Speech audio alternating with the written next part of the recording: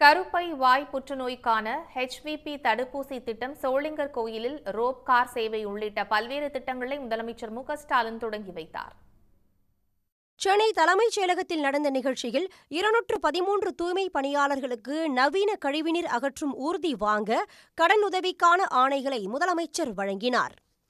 ஞானபீடம், சாகித்ய அகாடமி, முத்தமிழ் அறிஞர் கலைஞர் செம்மொழி தமிழ் விருதுகள் பெற்றவர்களுக்கு வீடு மற்றும் மூத்த பத்திரிகையாளர் VN சாமிக்கு கலைஞர் எழுதுகோள் விருதினை முதலமைச்சர் வழங்கினார்.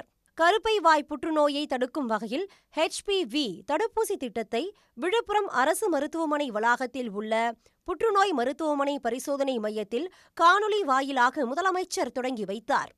9 இருந்து 14 வயது சிறுமிகளுக்கு இந்த தடுப்பூசி செலுத்தப்பட உள்ளது. 1305 படிகள் கொண்ட சோளிங்கர் நரசிம்மர் கோயிலில் ரோப்கார் சேவையையும் முதலமைச்சர் மு.க.ஸ்டாலின் தொடங்கி வைத்தார்.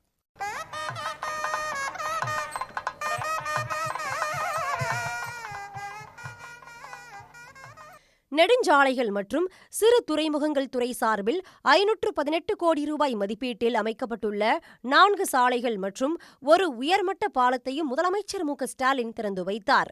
பெண் குழந்தைகளின் பாலின விகிதத்தை உயர்த்துவதில் சிறப்பாக பணியாற்றிய ராமநாதபுரம், காஞ்சிபுரம், ஈரோடு மாவட்டங்களுக்கு பதக்கங்கள் வழங்கப்பட்டன. உடனுக்குடன் செய்திகளை தெரிந்து கொள்ள சன் நியூஸ் பெல் ஐகானை கிளிக் பண்ணுங்க.